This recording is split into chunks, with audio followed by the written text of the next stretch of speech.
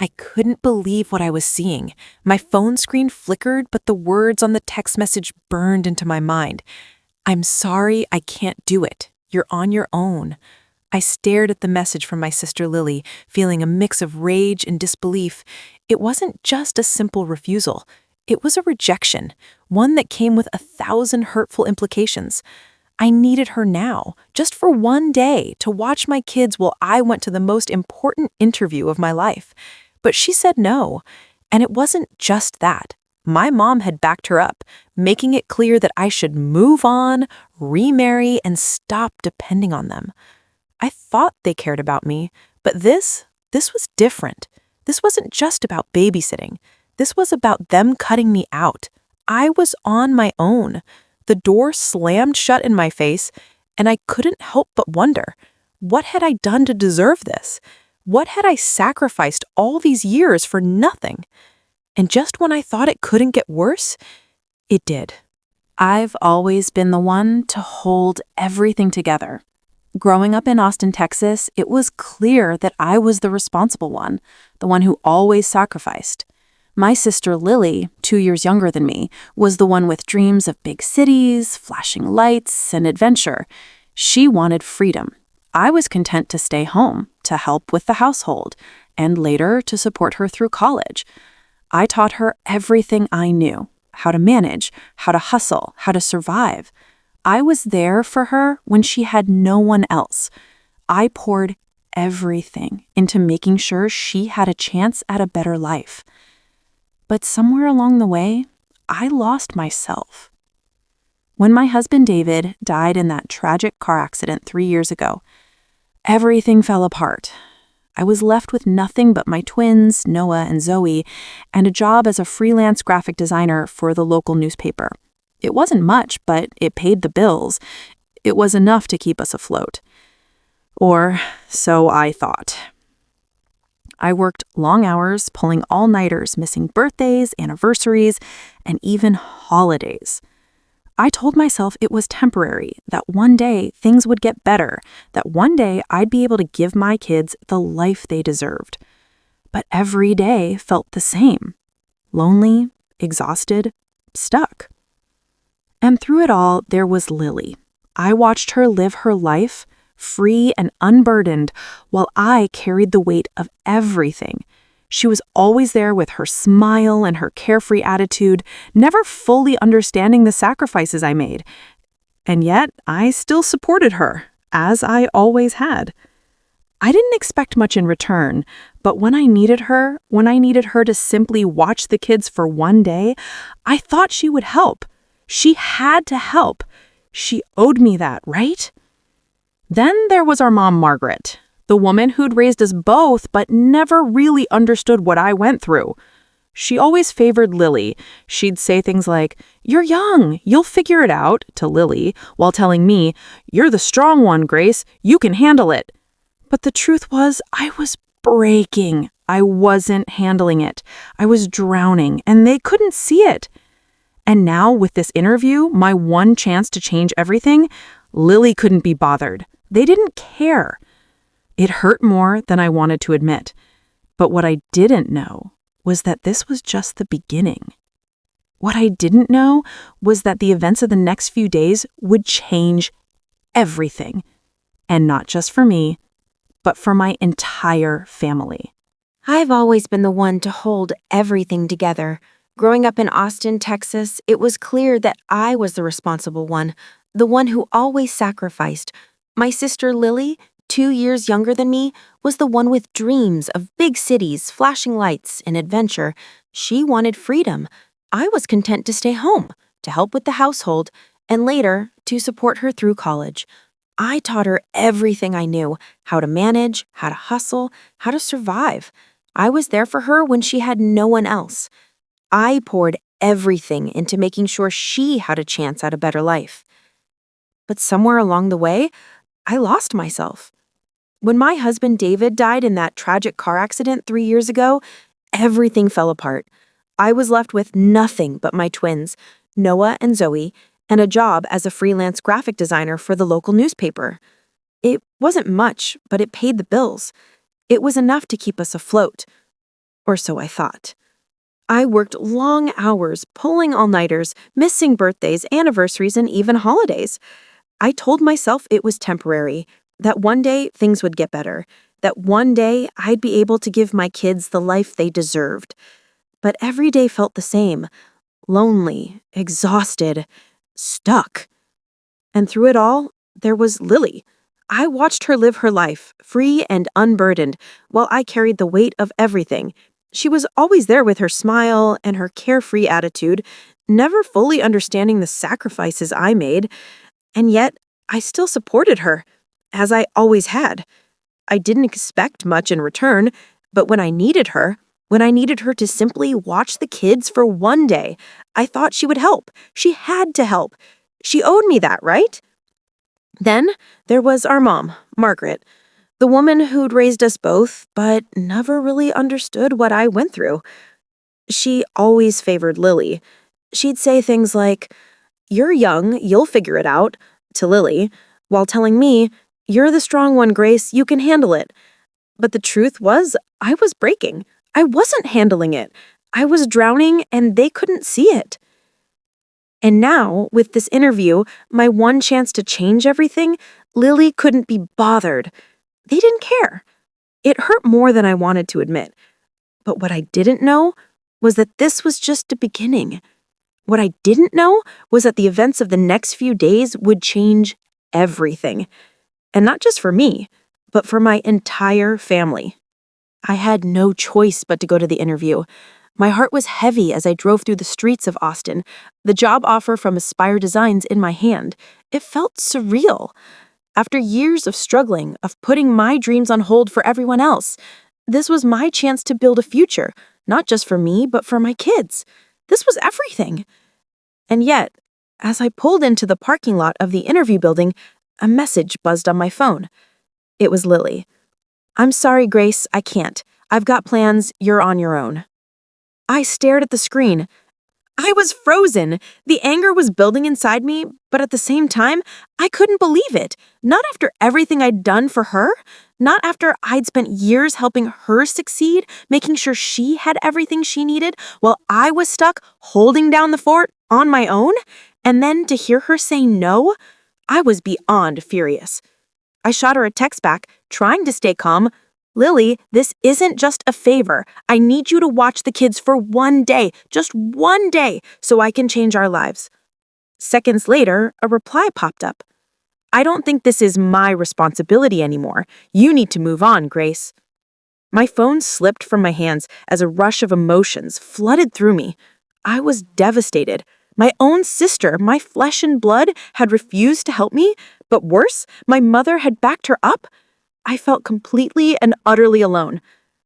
I didn't go into the interview feeling hopeful anymore. I was numb. I had no idea where I was going to turn next, but I had to make it through this. If I didn't get this job, I didn't know what would happen to us. And as I walked into that interview, I tried to push the hurt aside, but I couldn't. I kept replaying their words in my head. To move on, they'd said, to remarry, start over. But what if the truth was that they didn't care about me anymore? What if this job was my only shot at survival? What if they never cared at all? The interview felt like a blur. I was physically there, but my mind kept racing back to those words, to that betrayal, to the reality that maybe, just maybe, I wasn't the person they thought I was, the person I thought I was. Maybe in their eyes, I wasn't worth it. And when I left the building, there was a message waiting for me. It was from the hiring manager at Aspire Designs. They wanted me. They offered me the job. It was everything I'd dreamed of. But as I sat in my car, holding that letter in my hand, it didn't feel like the victory I thought it would. My phone buzzed again.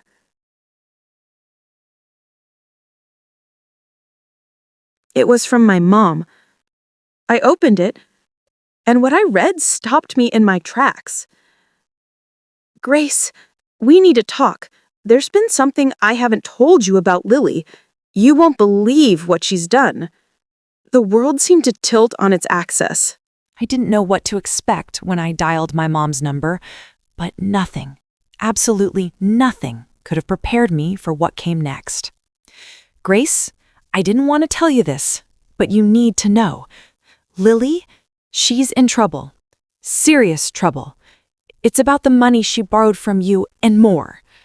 I was already on edge from the interview, my mind swirling with the day's chaos, but hearing my mother's voice crack as she spoke about Lily, my baby sister, suddenly everything felt so much heavier. "What's going on, Mom?" I asked, my voice barely a whisper. "She's been arrested, Grace. The company she worked for, the one she started, she's been caught embezzling money, and now the business is a mess. She's facing serious charges." The world stopped. Lily, my sister, the one I'd tried so hard to help, to support, was in deep trouble. She'd made a huge mistake, one that couldn't be undone. And somehow, her mess was going to pull us all down. "But why didn't you tell me sooner?" I asked, my hands shaking. "Why didn't you ask for help? We tried, Grace," my mom interrupted, her voice full of guilt. "But we didn't think it would get this bad. We don't know who to turn to. And now the debt collectors are calling. I can't do this on my own." It felt like a punch to the gut. My mom had been so focused on telling me to move on, to get my life together, that she hadn't even seen how bad things had become, how everything was falling apart. And the worst part, I could see it all slipping through my fingers. "I don't know how we're going to fix this," Mom said quietly. "We need your help. I don't know where else to turn." The words stung. She needed me. She needed me again, just like she always had. But this time, things were different. The offer from Aspire Designs, the one I'd worked so hard to get, was my chance to break free. I could hear my heart pounding in my chest, the weight of the decision threatening to crush me. Should I go in, take the job, and finally break free from this toxic family dynamic? Or should I stay? Sacrifice everything for a family that had never truly supported me in the first place? But it wasn't just the financial mess. There was something deeper, a sense of betrayal that gnawed at me. It was Lily's refusal to help me when I needed her most. It was Mom's lack of support. All those years I had given, and now it felt like nothing. Like I was nothing. I took a deep breath, the cool air biting at my skin, and made a decision. "I can't help you with this, Mom. Not anymore." The silence on the other end of the line was deafening, and in that moment I realized just how much I had been holding on to. The hope that my family would one day come through for me, the belief that somehow they would see my value, but it wasn't going to happen. I had to do this on my own. It was time. As I hung up the phone, I felt a shift inside me. It wasn't just about getting the job anymore. It was about reclaiming my life, my worth, and everything I had lost. I wasn't going to let my family's failure define me. The next steps were clear.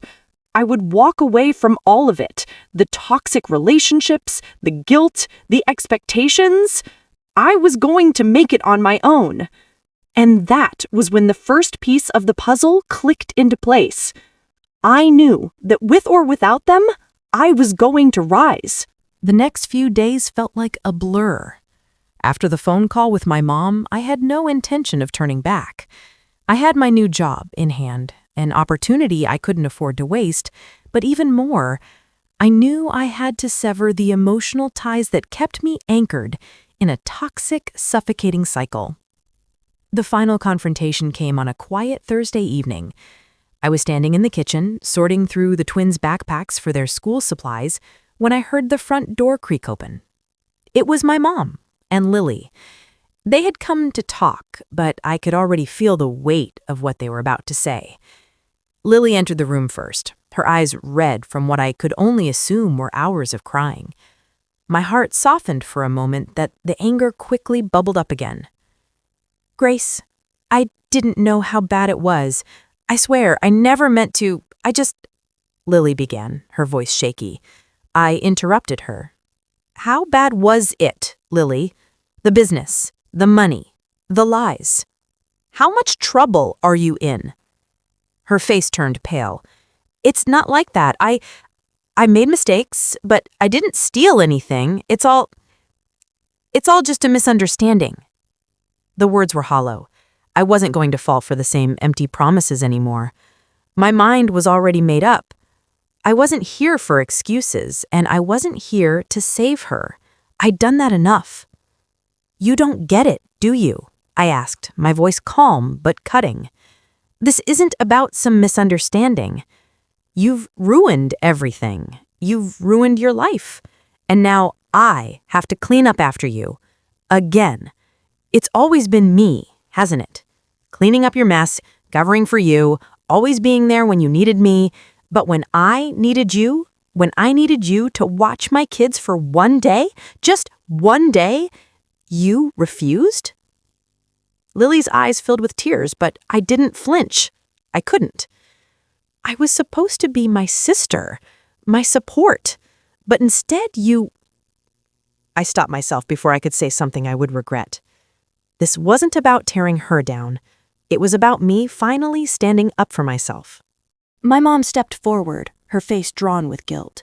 Grace, please. No, you don't get to do this anymore. I've spent my whole life sacrificing everything for you, for this family. And look where it got me. I'm exhausted, Mom. I can't keep putting my life on hold just to clean up after you. I turned to Lily, my gaze hardening. I don't care about the business. I don't care about the money. I care about my kids. And I care about finally having a life of my own. And if you two can't respect that, I paused, the weight of the decision heavy on me. Then I'll walk away. I'll leave everything behind, including you. The room fell silent. The tension hung thick in the air. But I didn't wait for their response. I didn't need to. I was done. Just then, my phone buzzed, breaking the heavy stillness. It was the hiring manager from Aspire Designs. I had the job. I could leave everything behind, start fresh. But it wasn't just the job that felt like freedom. It was the fact that for the first time in years, I was taking control of my own destiny. I looked at Lily and Mom, my voice quiet but firm. This is my life now, and you're not a part of it. Not unless you change. Without waiting for a response, I walked out of the kitchen, leaving them to grapple with the mess they had created. I wasn't angry anymore. I wasn't sad. I was done. And for the first time in my life, I felt free. The next few weeks were a whirlwind. The move wasn't easy, and it was filled with emotional moments of doubt and second-guessing. But each day, as I settled into my new role at Aspire Designs and began to rebuild my life from the ground up, I felt the weight of my old life, my old family slowly lifting off my shoulders. I took the job and moved to a small apartment in San Francisco, far from the remnants of my old life in Austin. My kids, Noah and Zoe, settled in quickly, their laughter filling the rooms of our new home. For the first time in a long time, I could breathe. I wasn't juggling endless demands and expectations. I wasn't the one who had to fix everything. And most importantly, I was no longer defined by the family who had never truly seen me. Meanwhile, Lily's life spiraled further.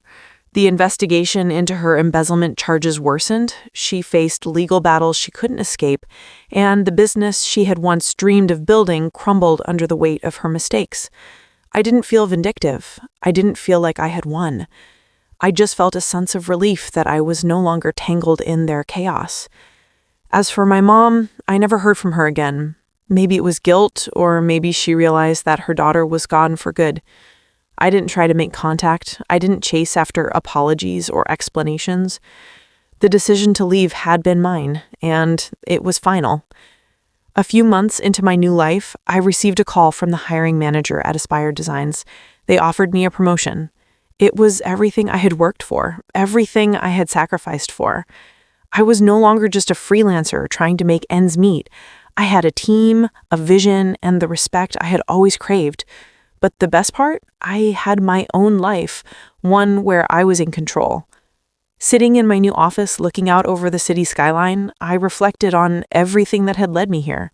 The sacrifices, the betrayals, the years spent wondering when my family would finally acknowledge my worth.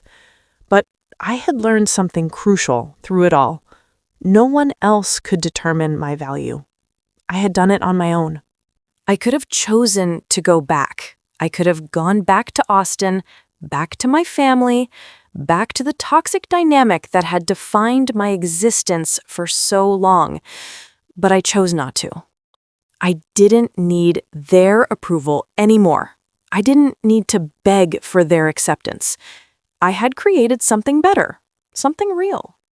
And as I sat there, looking out at the future I had built, I realized that the family I once wanted to save had already shown me who they were.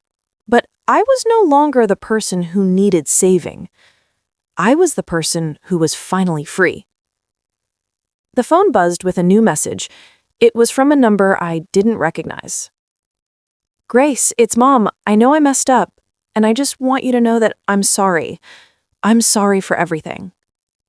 I sat there for a moment, letting the message sink in. Part of me wanted to call back, to say something that would put everything to rest, but instead I just smiled softly, knowing that the real apology would never come in words. It would come in the life I had chosen for myself, the life that no longer depended on anyone else's validation. With a deep breath, I set the phone down, turned back to my work, and smiled. I had finally found peace, and for the first time in my life, I truly felt free.